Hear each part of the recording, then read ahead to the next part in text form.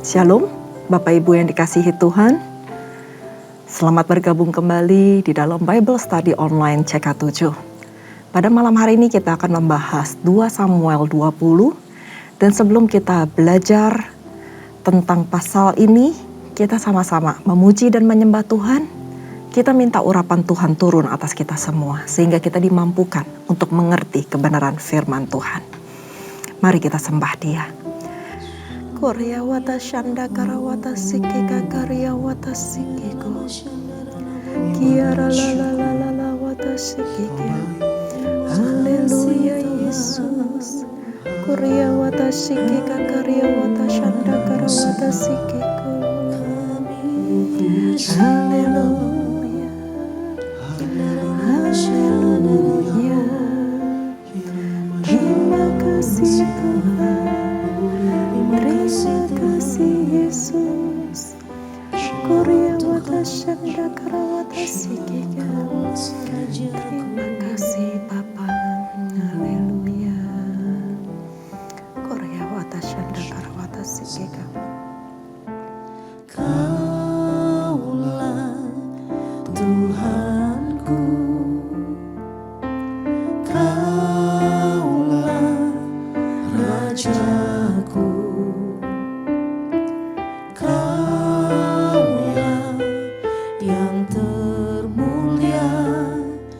Di bumi dan di surga, Kaulah Tuhanku, Kaulah Rajaku,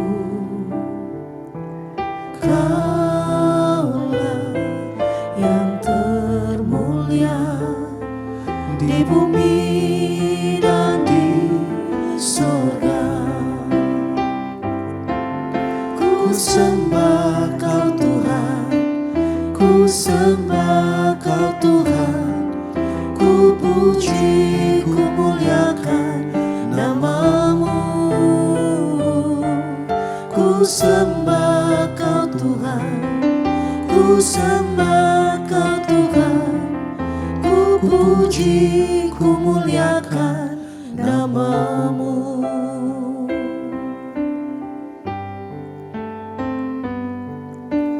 Kaulah Tuhanku, Kaulah Rajaku, Kaulah yang termulia di bumi dan di surga. Kaulah Tuhanku, Kaulah Rajaku, Kaulah yang termulia di bumi dan di surga. Ku sembah Kau Tuhan, ku sembah Kau Tuhan, ku puji, ku muliakan nama-Mu. Ku sembah Kau Tuhan, ku sembah Kau Tuhan, ku puji, ku muliakan nama-Mu.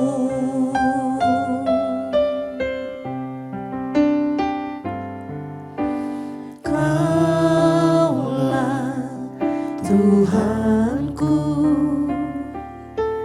Kaulah Rajaku, Kaulah yang termulia di bumi dan di surga. Ku sembah Kau Tuhan, ku sembah Kau Tuhan, ku puji, ku muliakan nama-Mu. Ku sembah Kau Tuhan, ku ku sembah Kau Tuhan, ku puji, ku muliakan nama-Mu. Ku sembah Kau Tuhan, ku sembah Kau Tuhan, ku puji, ku muliakan nama-Mu. Ku sembah Kau Tuhan, ku sembah Kau Tuhan, ku puji, ku muliakan nama-Mu.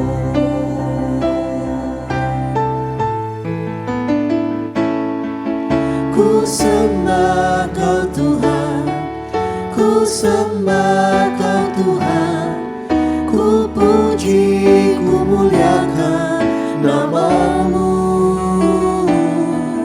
Ku sembah Kau Tuhan, ku sembah Kau Tuhan, ku puji, ku muliakan nama-Mu.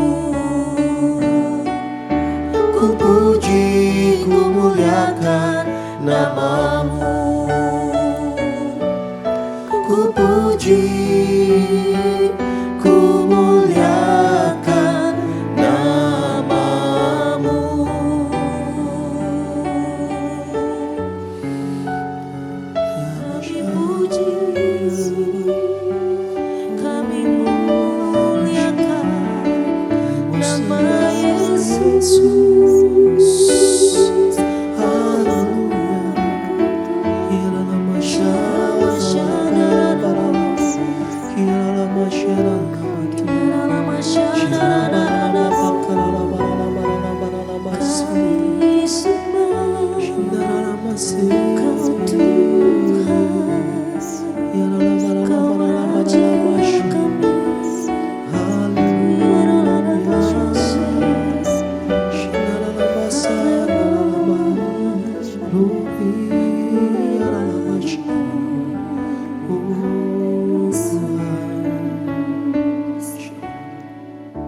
Saat ku menyembah-Mu, Roh-Mu bekerja. Saat ku memuji-Mu, Kau bertata di atas pujian. Saat ku menyembah-Mu, Roh-Mu bekerja. Saat ku memuji-Mu, Kau bertata di atas pujian. Ku angkat hatiku, ku pandang kekudusan-Mu. Saat ku sembah, ku puji-Mu, ku rasakan kehadiran-Mu Tuhan. Ku angkat hatiku, ku pandang kekudusan-Mu. Saat ku sembah, ku puji-Mu, ku rasakan kehadiran-Mu Tuhan.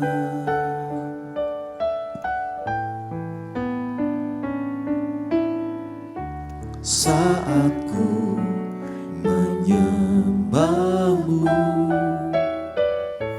Roh-Mu bekerja.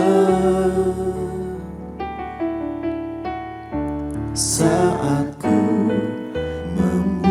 memuji-Mu, Kau bertata di atas pujian. Ku angkat hatiku,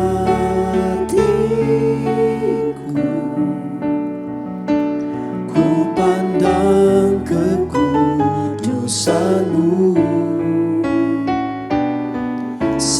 ku sembah, ku puji-Mu, ku rasakan kehadiran-Mu Tuhan. Ku angkat hatiku,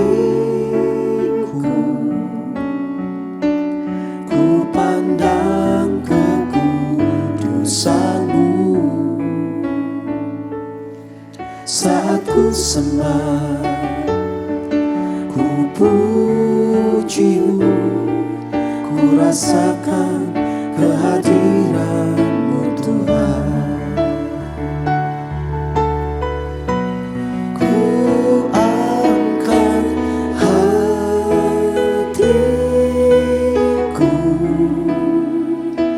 ku pandang kekudusan-Mu. Saat ku sembah, ku puji-Mu, ku rasakan kehadiran-Mu Tuhan. Ku angkat hatiku, ku pandang kekudusan-Mu. Saat ku sembah, ku puji-Mu, ku rasakan kehadiran-Mu Tuhan. Ku rasakan kehadiran-Mu Tuhan. Ku rasakan kehadiran-Mu Tuhan.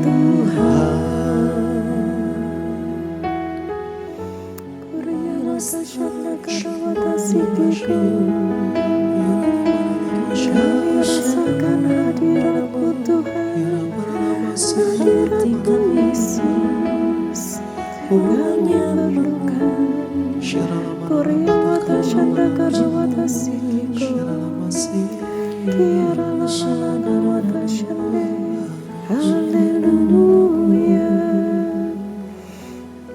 Korea wata shanda karawata sikika, Kiara lalala wata karawata sikika. Terima kasih Tuhan, terima kasih untuk hadirat-Mu, terima kasih untuk lawatan-Mu, terima kasih Tuhan untuk urapan-Mu yang Kau berikan kepada setiap kami Tuhan. Terima kasih Tuhan, kami meskipun berbeda-beda tempat tapi kami percaya Engkau menjamah setiap hati kami, Engkau mengurapi kami Tuhan, dan bahkan Tuhan hadirat-Mu memulihkan hidup kami. Terima kasih Bapa. Terima kasih untuk puji-pujian yang begitu indah. Terima kasih Tuhan, biarlah ini semua menjadi dupa yang harum untuk menyenangkan hati-Mu. Dan Engkau berkenan Tuhan, bertahta atas setiap puji-pujian umat-Mu. Terima kasih Bapa, urapi setiap kami Tuhan, dimanapun kami berada. Kami mau Tuhan belajar tentang kebenaran firman-Mu. Kami mau Tuhan membuka hati kami seperti tanah yang subur, yang siap ditanami dengan benih-benih firman-Mu. Sehingga firman-Mu boleh berakar, bertumbuh dan berbuah lebat. Dan itu semuanya untuk hormat kemuliaan nama-Mu. Kami mau Tuhan, hidup kami itu boleh juga menjadi berkat karena kami memiliki karakter Kristus melalui pembelajaran firman Tuhan ini. Urapi juga hamba Tuhan yang gak ada apa-apanya tanpa urapan-Mu. Biarlah semua apa yang hamba boleh sampaikan dan hamba persiapkan itu semuanya berasal daripada-Mu. Urapi setiap kata demi kata yang keluar dari mulut bibir hamba, supaya itu semuanya Tuhan memiliki kuasa, dan kuasa itu dapat menumbuhkan iman kami dan dapat mengubahkan hidup kami. Terima kasih Bapa, kami mau mulai pembelajaran malam hari ini hanya di dalam nama Tuhan Yesus. Mari kita yang siap belajar sama-sama katakan amin. Selamat malam Bapak Ibu yang dikasihi Tuhan. Sekali lagi shalom, selamat datang. Senang bisa kita sama-sama berjumpa kembali di dalam pembelajaran kita di 2 Samuel 20. Nggak terasa bahwa kita sudah belajar cukup banyak tentang kebenaran firman Tuhan setiap hari Senin sampai Jumat. Dan saya percaya ini boleh menjadi berkat buat Bapak Ibu dimanapun Bapak Ibu berada. Nah, Hari ini kita sama-sama belajar di 2 Samuel 20 dan ini mengenai pemberontakan dari seorang yang bernama Seba. Saya akan bacakan karena ini nggak terlalu panjang ya. Saya akan bacakan beberapa, nanti kita akan sama-sama mengupas, kita akan mengulas ada apa dengan pemberontakan Seba ini dan bagaimana hasil dari pasal ini. Oke. Saya mulai di ayat yang pertama. Kebetulan ada di sana seorang Dursila bernama Seba bin Bikri, orang Benyamin. Ia meniup sangkakala serta berkata, "Kita tidak memperoleh bagian daripada Daud. Kita tidak memperoleh warisan dari anak Isai itu. Masing-masing ke kemahnya, hai orang Israel." Ini provokator banget ya Bapak Ibu ya. Lalu semua orang Israel itu meninggalkan Daud dan mengikuti Seba bin Bikri, sedangkan orang-orang Yehuda tetap berpaut kepada raja mereka, mengikutinya dari sungai Yordan sampai Yerusalem. Sampailah Daud ke istananya di Yerusalem, lalu raja mengambil ke-10 gundik yang ditinggalkannya untuk menunggui istana.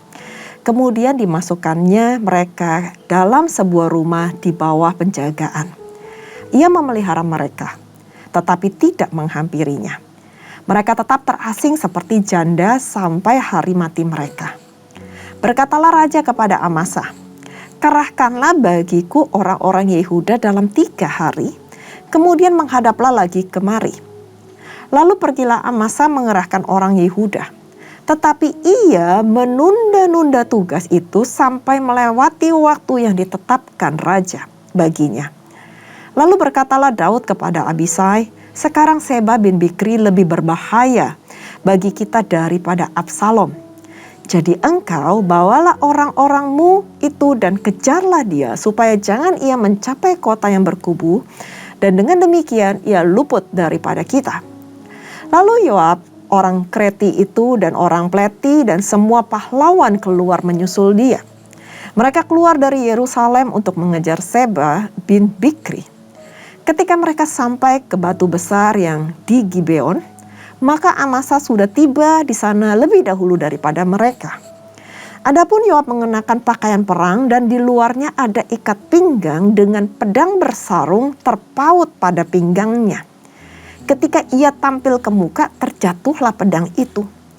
Berkatalah Yoab kepada Amasa, "Engkau baik-baik saudaraku." Sementara itu tangan kanan Yoab memegang janggut Amasa untuk mencium dia. Amasa tidak awas terhadap pedang yang ada di tangan Yoab itu. Yoab menikam pedang itu ke perutnya sehingga isi perutnya tertumpah ke tanah.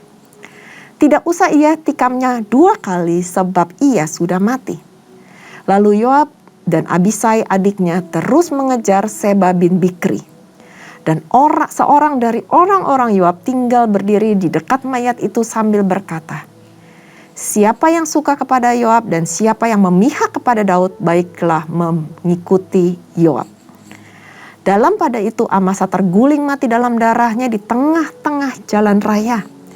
Ketika orang itu melihat bahwa seluruh rakyat berdiri menonton, maka disingkirkannya mayat Amasa dari jalan raya ke padang. Lalu dihamparkannya kain di atasnya karena dilihatnya bahwa setiap orang yang datang ke sana berdiri menonton. Ayat 13 dikatakan, setelah dijatuhkannya mayat itu dari jalan raya, maka semua orang itu berjalan terus mengikuti Yoab untuk mengejar Seba bin Bikri. Seba telah melintasi daerah semua suku Israel menuju Abel bin Maakah. Dan semua orang Bikri telah berkumpul dan mengikuti dia.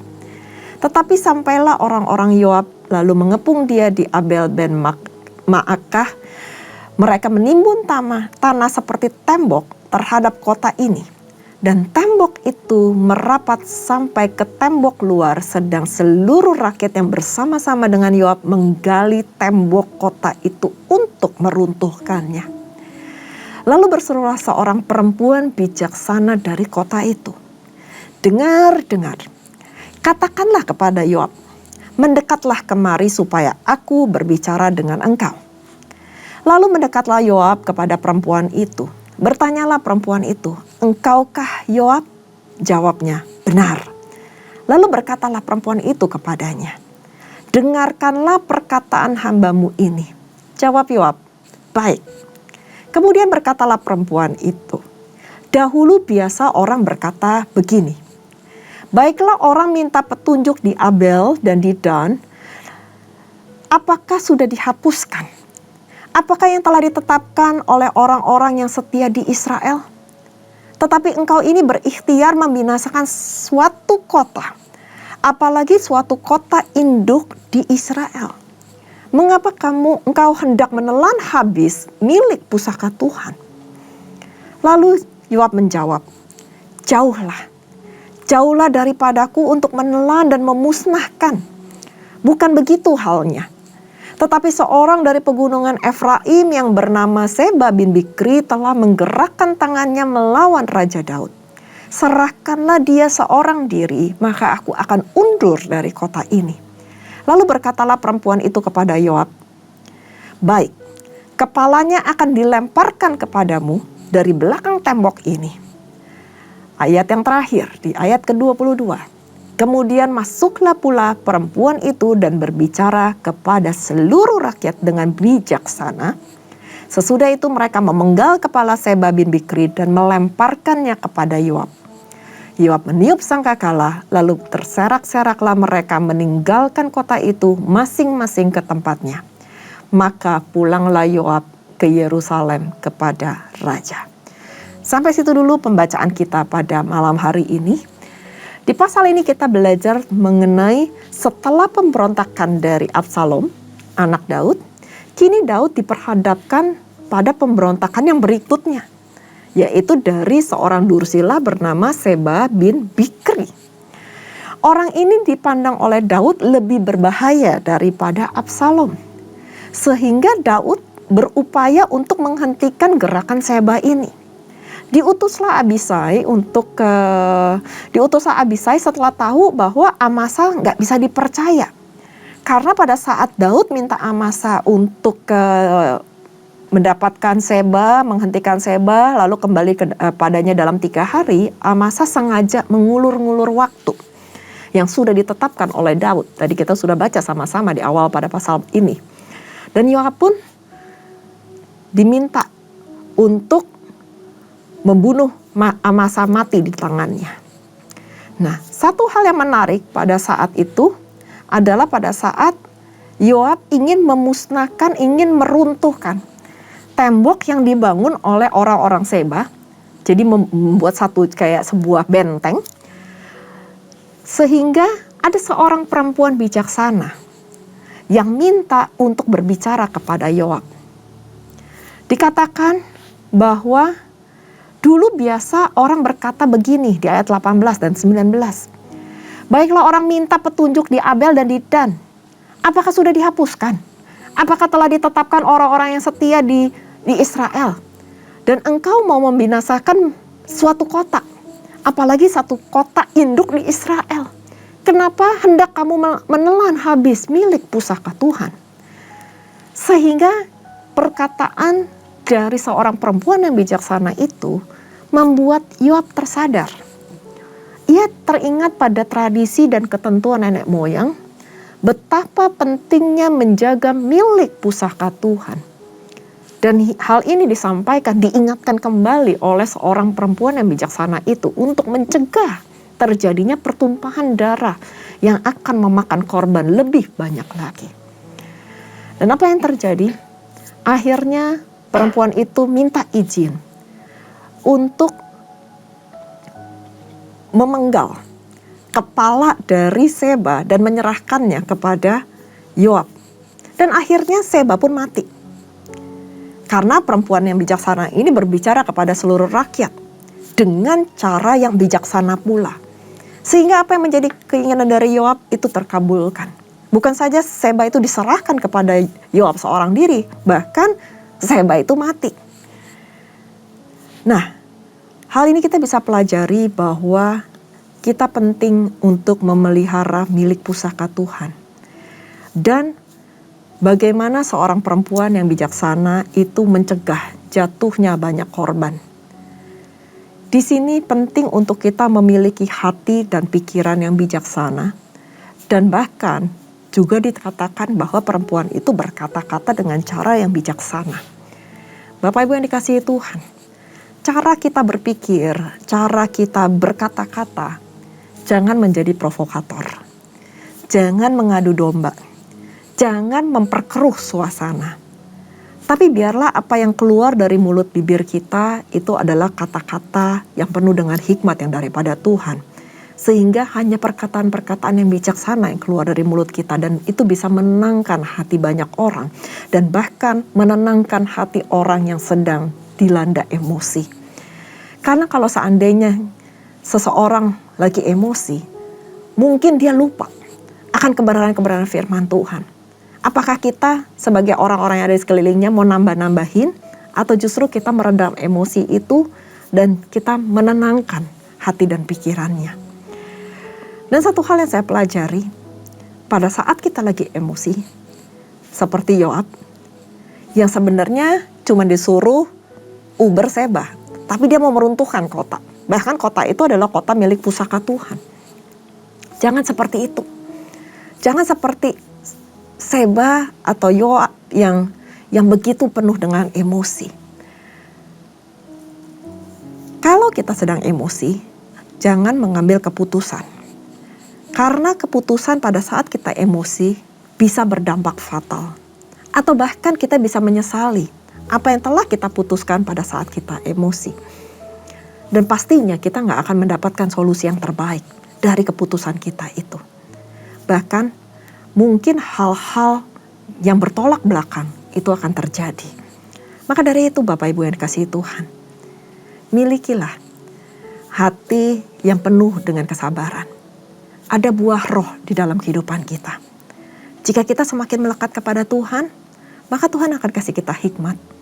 Tuhan akan kasih kita kebijaksanaan dalam mengambil tindakan, dalam berbuat sesuatu, dan bahkan di dalam berkata-kata.